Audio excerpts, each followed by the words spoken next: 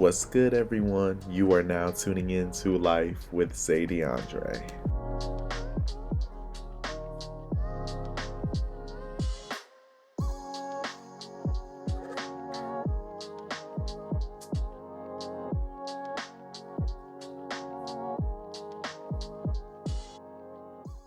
Welcome, welcome, welcome, welcome, beautiful people. We are back up on this scene with the gangsta lean. Ooh. So, before we get into the juicy Kool-Aid and Ciroc, I, of course, want to show my gratitude to everyone who's been showing me support, showing me love, and just giving me good feedback. You guys are the absolute best, and I hope you guys keep tuning into Life with Sadie Andre. Ew.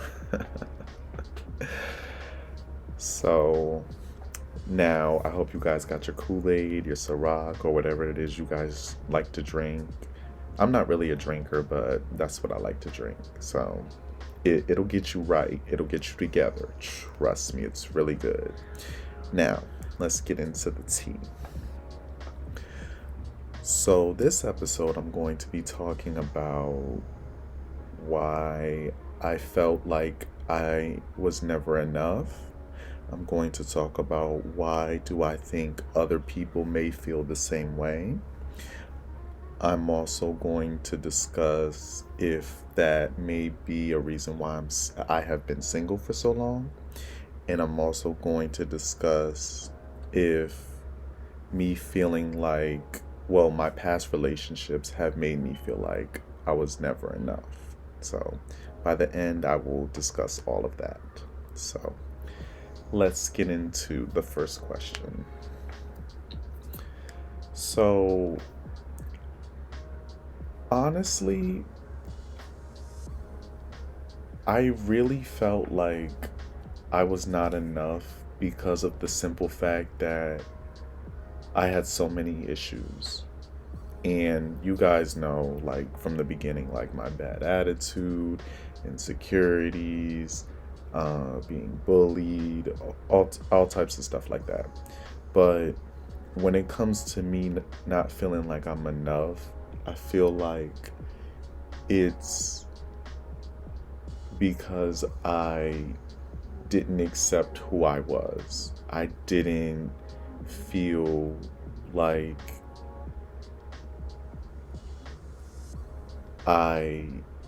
everything I did, I kind of felt like it was wrong. And no matter what I did, no matter what I said, it always ended up wrong. So it would bother me and frustrate me because I'm just like, what do I do? Like, I'm always feeling like I'm doing something wrong, but then at the same time, I feel like I'm doing the right thing, and I just be having mixed emotions, and I just don't know what to do. And, you know, I just never sat down and thought about the fact that, you know, I'm human, of course. Like, I make mistakes, it's gonna happen in life. But for me to feel like I'm not enough, it's kind of heartbreaking because, you know, people would always tell me I'm enough, everybody makes mistakes, you're human, all that other stuff. But what I need people to understand is just because you tell me that I'm enough, that's not going to change how I feel about myself. And, vice versa with anybody. You can tell anyone that thinks they're fat that they're not fat, or they're not skinny, or whatever the case may be. That's still not going to change how they feel about themselves. And I was looking for someone to bring that out of me. And I think that was my biggest mistake, because I always was looking for approval from everyone. Like, if one person didn't like what I had on, I would go change. If someone didn't like how my teeth looked, I would try to change that. Like, I wanted approval from everyone. I kid you not, guys. I really wanted to be accepted by everyone. I wanted to be liked by everyone. And, you know, that's where I messed up a lot because everyone is not going to like you. Like, I've came across some of the nicest people in the world to me, and somehow they still get disliked by people for what I don't know because I'm not around them 24/7. But in my opinion, they're really, really nice, you know? And some people say I'm like the sweetest guy in the world. But unfortunately, some people out there still don't like me. And not to sound, conceited, but I feel like if someone doesn't like me, that's their issue because I don't have a problem with anyone. Like, I really feel like I'm one of the sweetest guys in the world. Like, I'm loving, I welcome everyone with open arms, even if I don't know you, or even if I heard something about you, I'm still gonna give you that one chance. I'm not one of those followers who don't like you because someone else doesn't like you. Like, that's just childish. That's middle school. Like, honestly, that was high school too, because some people did that. But anyway, so I had to grow out of that stage because it started to drain me. And I just would always tell myself that I'm not enough. And, when you tell your mind stuff, you start to believe it. You know what I mean? And it took me a while to get out of that stage, but I had to really just think positive and more so, of course, get help, but I also had to acknowledge the fact that I'm not going to be accepted by everyone, and that's just how it is. But as long as I stay true to myself and I believe who Isaiah is, then that's all that matters at the end of the day. So that's why I have felt like I was not enough. Nowadays, I'm just that dude. Like, I can dress, I have pretty teeth, very good smile, have a good job. Like, everyone who knows me knows, like, I'm on it. I got my stuff together. I'm not where I want to be, but I'm in a good place in my life, and I'm trying to be better. Now, I don't think I'm better than anyone. Now, that's where I get misunderstood because people call me bougie and they think I'm like the bad version of bougie. So, but that's besides the point. So now I'm going to discuss why do I think other people may feel like they're not enough. Now, I've come across a few people who have felt that way, but the only difference was that with those two people, they never had someone there. Like, they never had someone to be there for them, to like put them in the right direction in life.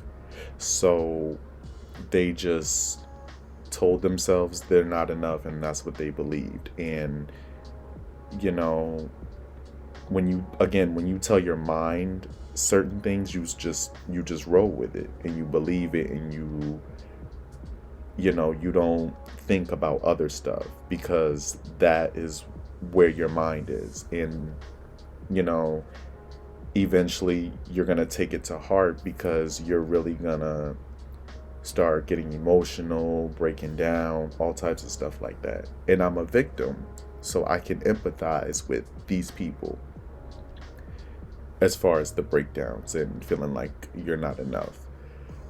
But I had someone be there for me, and I feel like they didn't take the steps to talk to someone. They rather just hold their emotions on the inside. And of course, that's going to break you down even more because you don't, you feel like that you can't trust anybody. And, I've said this before, you got to be able to trust someone, no matter who it is. It could be your mom, best friend, someone. And when you start to open up and, tell them what's going on in your life, you they may tell you good advice, or they may just be there to comfort you.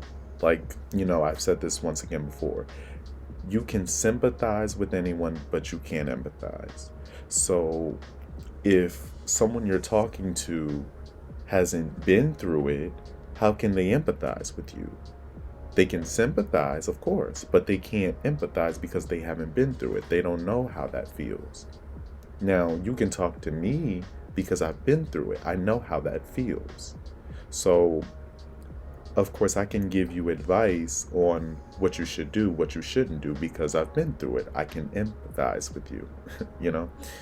So the point is I'm trying to make on this second question is I feel like people don't, they, I don't want to say they're being fake, but they're not saying how they feel. So they'd rather just cover it up with something better, Like instead of you saying, I feel like I'm not enough, or XYZ, you just say, I'm just, it's just one of these days where I want to be alone. Like, you know what I'm saying? And everyone has days like that, but it's deeper than that for you, because you feel this way every day versus just having one of those days where you want to be alone. But everybody is completely different. Everyone handles situations differently. That's just how I personally feel on why. That's personally how I feel on why other people may feel the same way. And again, if you just would find somebody that you trust and can open up to, I feel like your life would be a lot smoother because you have that one person that will be there for you and try to make your life better because they don't want to see you upset. Like, I can tell you that I've had an emotional breakdown in front of 3 friends. Well, they're family, but they know who they are. Like, we were at Applebee's, we were having a good time, and I think one of them asked me, like, something about my father or something. And, like, when I was talking, like, I just started thinking about, like, stuff like this, and, you know, I just broke down, and I didn't want to, but it just happened. And, I talked to them, confided in them, and they made me feel better, but they all sympathize with me. But they can't empathize because they don't know how that feels. But I do know if I ever need to talk, all 3 of them are there. I talk to them often, not every day, but they're family. Like, if they need something and I got it, they got it too. So shout out to them. I love you guys so much too. So now I'm going to discuss why maybe, yeah, actually, I'll discuss why I've been single for so long because it has to do with this too. So I've been single since 2015 or 2016, one of those years. It is now 2020, so I'm going to say 5 to 6 years. Now, again, part of the reason why I think I'm single is because I feel like I felt like I'm not good enough for anybody. And I also had other issues that I needed to work out before I can get in another relationship. So within those years, I got myself a life coach. I started to be more productive. I started to just, you know, keep my eyes on positivity and just get rid of the negatives, because I felt like not only was I attracting negativity, I was giving it back out. And I didn't need to do that. So I literally had to take those years and work on Isaiah, because if I was still the same person I was, I don't think the people in my life would be in my life, honestly. Because I kid you not, guys, I was a reckless person. Like, I was one of those people who did not care. And I've said this in a previous episode, I believe, but I was a reckless person. If it was literally all about me. If it wasn't about me, you couldn't be in my life. You know what I'm saying? And I didn't need to do that because I have a big heart. But it was a weird way of showing it, I should say. Now, everybody always tells me my heart is full of gold, and I believe it. Not to sound conceited again, but that's just how I am. So I literally had to get my self together. And I still feel like I'm not there, but I'm there. Like, I'm really, really almost there. And it's been a long road, guys. Like, emotional breakdowns I've been having, life coach sessions, um, working, people at my job was stressing me out. Like, it was literally a lot. And I don't want to go too into all that, but it's a lot. It was a lot for me. And there were days where I would just think about stuff where I just didn't think things would get better for me. And I would just go to work and I would literally cry in my car before I went to work. And I just was so lost. Like, I wouldn't even be able to tell you who I was, because I was so lost. Like, it was so draining and upsetting because, I just was trying to, I wasn't trying to figure out where I needed to go. And I just felt like crying was the only way, if that makes sense. So I literally had to, you know, get up every day, pray, and just hope for the best. Because I know that things will get better, but I just didn't know when. And because of the fact that I was always looking for approval and expecting someone to help me, that's why it took so long to get to this level. Because I had to realize that if I want the help, I have to go get it. I have to open my mouth. I have to speak up. I can't just sit back and expect someone to help me. Now, if you were to just be at work and cry, of course someone's going to try to comfort you. But then you have to realize, do they really care, or are they just being nosy?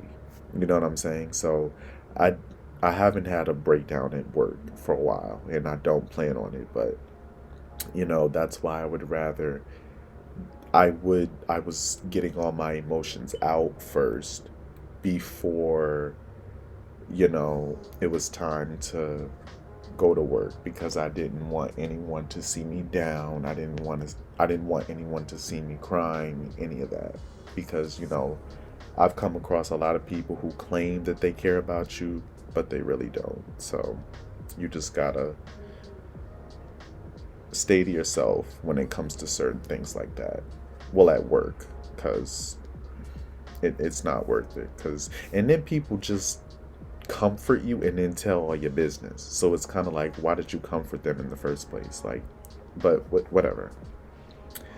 So that's why well, that's one reason why I've been single for so long. And now I do feel like I can be in a relationship. I do feel like I can be with someone that I can progress with, because, I still have skeletons in the closet I got to work out just like everybody else. But now that the old Zay is kind of leaving and the transformation of me is coming, I'm better. I'm in a good headspace, and I always leave the new year with a completely different attitude, and I'm more knowledgeable to things now, and I'm always just ready to see what each year brings me. Now, of course, I've cried every year, but it hasn't been as much because I've gotten the help for myself. So, yeah, that's just the Kool-Aid and Ciroc on that. So, now for the last one. Now, I don't think that my past relationships have had a huge impact on why I felt like I'm not enough. Because, well, okay, no, I'm not going to say that. One relationship did, but I'm not going to air their name or anything like that. But I will say that I feel like we were both in a dark place in our life, and we were not trying to be there for one another. And I felt, this is just my opinion, I felt like because we didn't do that, it didn't work out. You know, in, what people need to realize in relationships, that, you guys are a couple. Like, a relationship is two people. Well, I'm not going to say that, because nowadays a relationship could be like two plus people, and that's none of my business. But normally a relationship is two people, you know, and you guys have to be there for one another. You have to talk, you have to engage, you have to, you know, show each other that you got their back. Whether they're right or wrong, you got their back.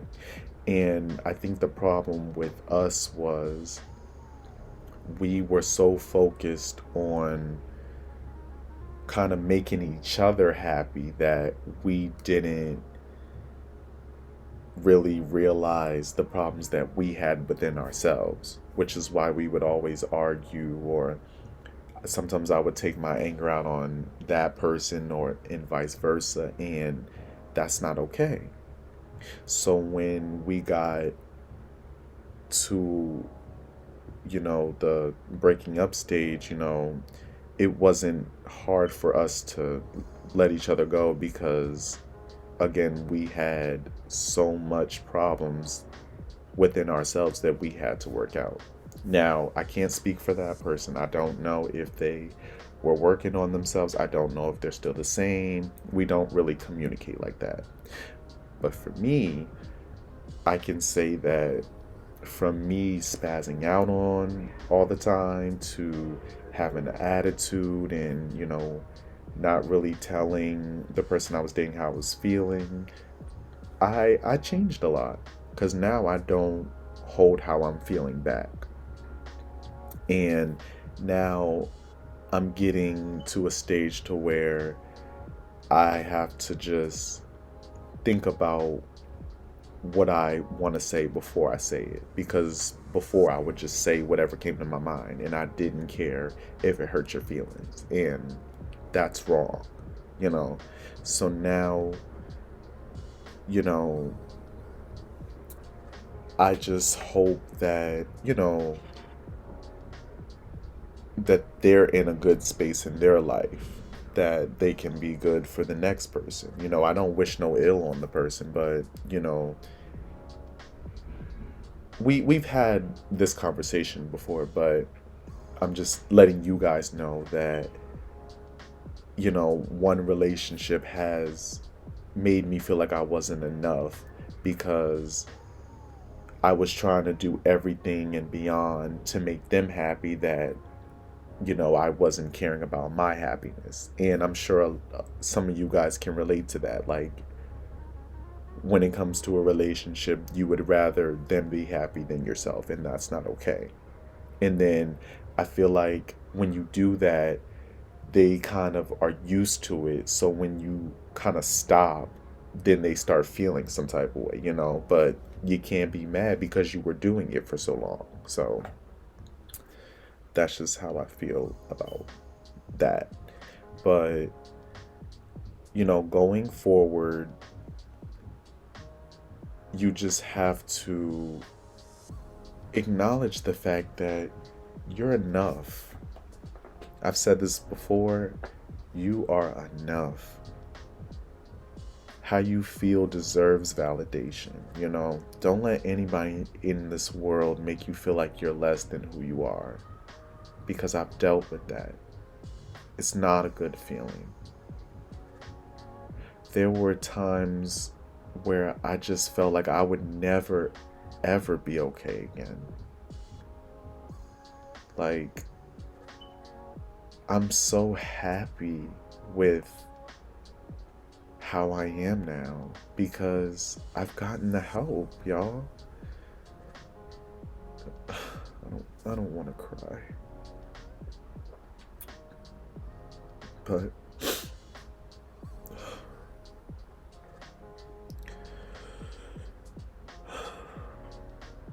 I'm sorry.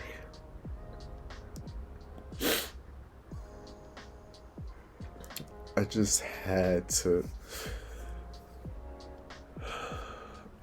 come on here and share this story because it's so deep.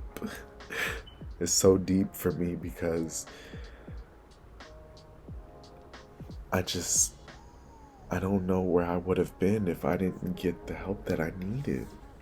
And so many people out there are just not taking their health serious, and they keep holding how they feel on the inside, and I can't blame them because, again, I've done it before. But you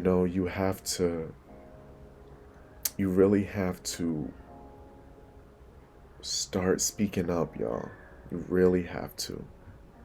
Like, if you don't, you're gonna be in a really, really dark place for a long time. And that's how I was. And I don't want to see anybody go through that. I really don't. I'm sorry, guys. I don't mean to be crying on here. But,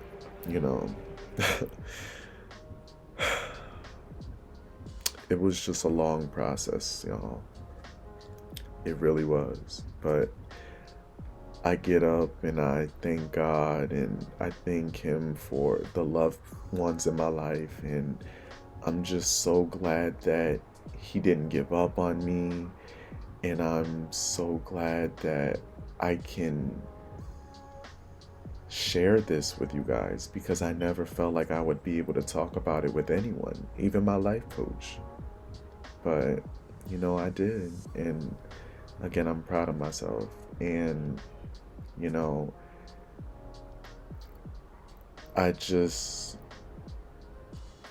cannot wait until, I'm fully healed. And because, I'm not there yet. I still think about these days. I don't get as emotional, I should say, but, I just want to be fully healed so I can continue living my best life because I deserve it. I'm a great person. I have a great personality. People I know can confirm it, but, you know, I just have a lot to offer, and where I'm going and what I'm doing now, I'm just so excited, you know? So that is just the Kool-Aid and Ciroc on everything, guys. And that is where we are going to wrap things up. Thank you guys so much for tuning in, and I will see you next time on Life with Say DeAndre. Mwah.